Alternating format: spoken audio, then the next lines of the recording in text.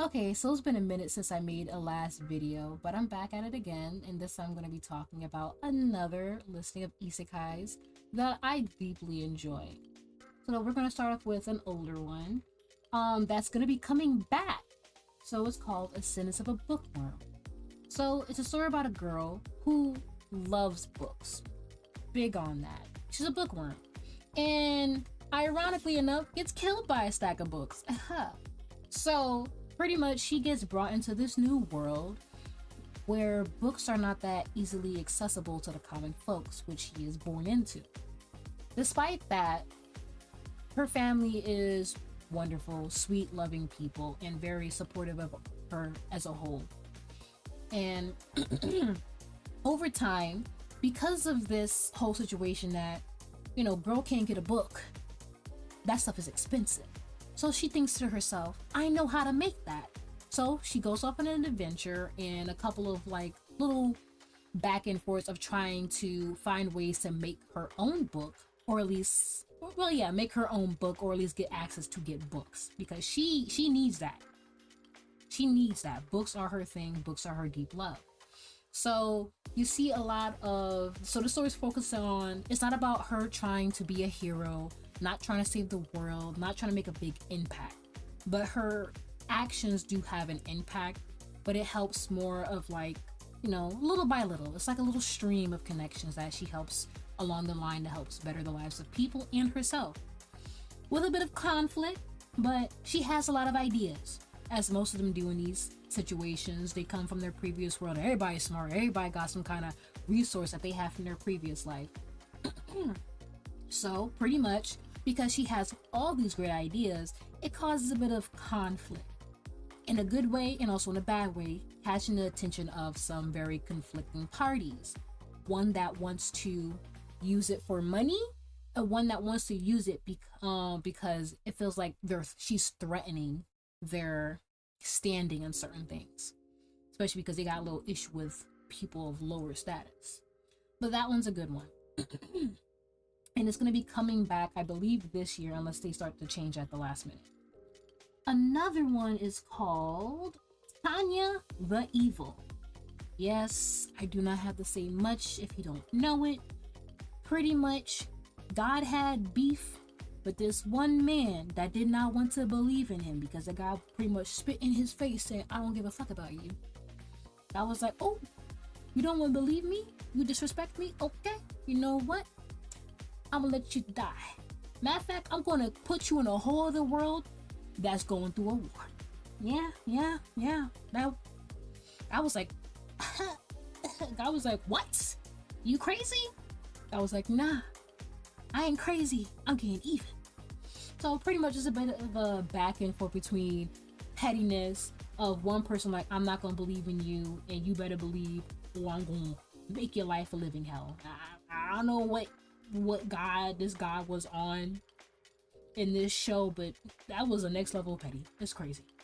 But pretty much, dude gets reincarnated into the body of a small child, where again, in a not apocalyptic world, but in a current war world, and pretty much he has to find ways to survive because God is constantly coming after him.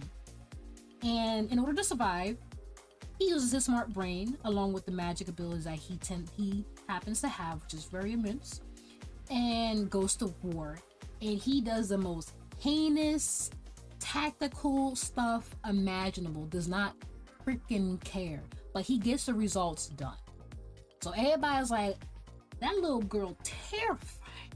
That's a little monster. That's the devil. Which is funny, okay?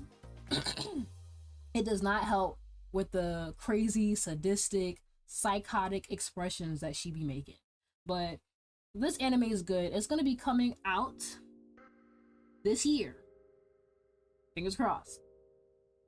Another one is called I Am the Villainess, So I'm Taming the Final Boss.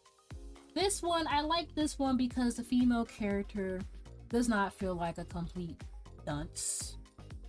So, When she got into this world, she was like, I already know what's gonna happen. I'm the villainess. I know that I'm gonna get rejected because this dude is gonna like, I don't like you because you're so evil. She was like, got you. No hard feelings.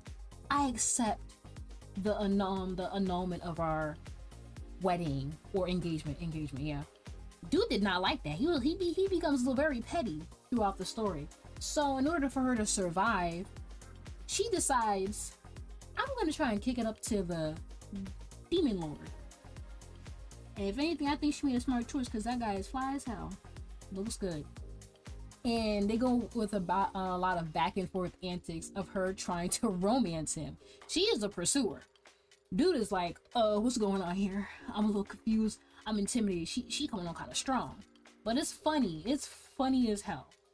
And I like that because she's taking the initiative in the most funny ways. And it's good. Another one, the next one's called The Executioner and Her Way of Life. This one comes with, it's not a war world or being the big hero. It takes a bit of a different direction.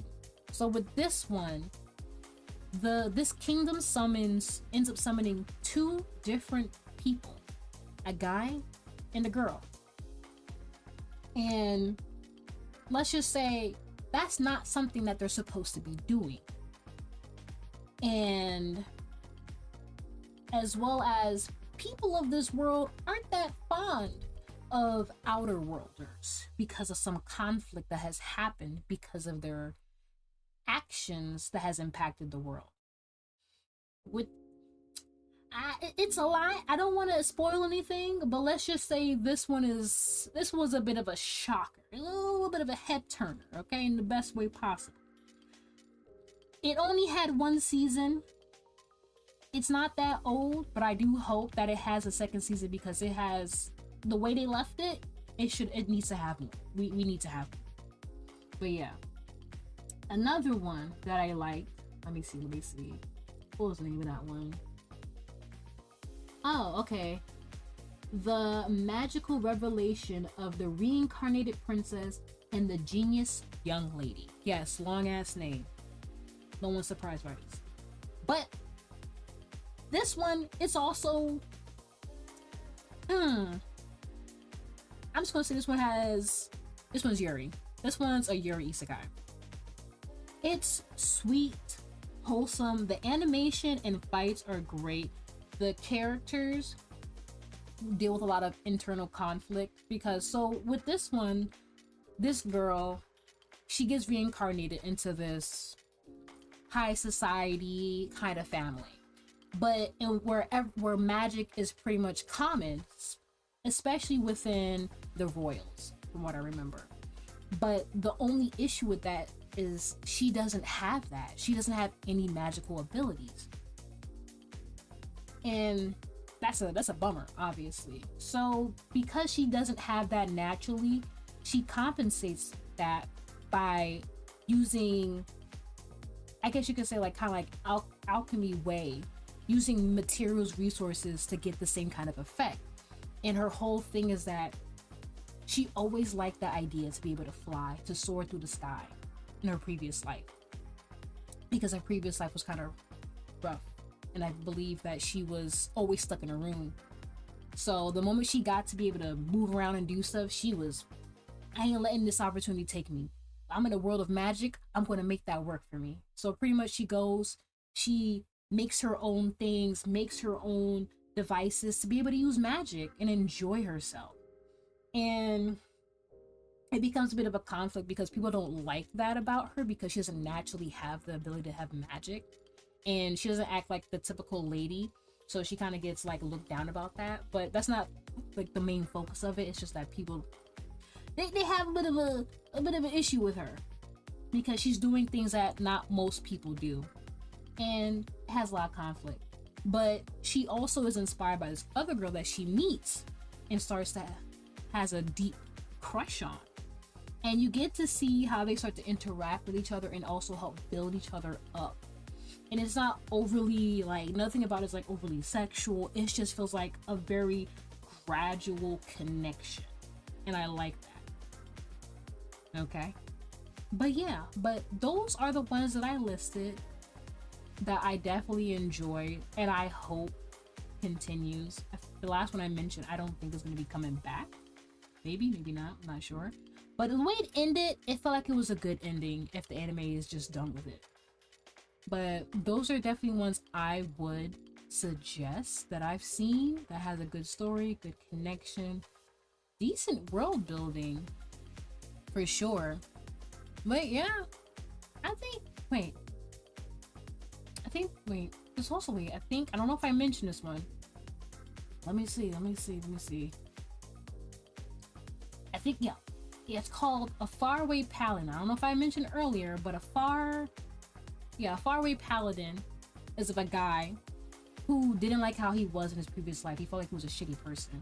And now that he got this opportunity in this new life with these new people, he wants to make better for himself and grow as a person. So you get to see him going through life, doing right by himself, doing right by the people that he cares about, and trying to change for the better. And along the way, he also helps people notice that. And every person he meets, they both reflect off of each other. You see that growth, you see that connection. And it also deals with him being in a world where there's a suspiciously low amount of humans in his general area. And he gets also reborn into the body of a child. And he gets raised by a ghost, a skeleton, and pretty much a ghoul. And they become his parents that help raise him and show him the ways of the world and helps him understand things. And they are like his inspiration to want to become a better person, even better because of how he sees them. And they have really good dynamic. You get to see a lot of stuff. It does deal with talking about the gods and the favors of gods and why humans are oddly no longer there, and the conflict between species of elves and also the war. It's like it's a lot going on, but it's like easy to digest it, so it's not chaotic. But this anime had at least 2 seasons, I believe. Yeah, at least 2 seasons. But it's really good. It's a good story that focuses on the plots and the connections with each other, and it's good. Yeah, but I think that's it. Yeah. I'm gonna leave it at that. I am going to be out. Bye bye.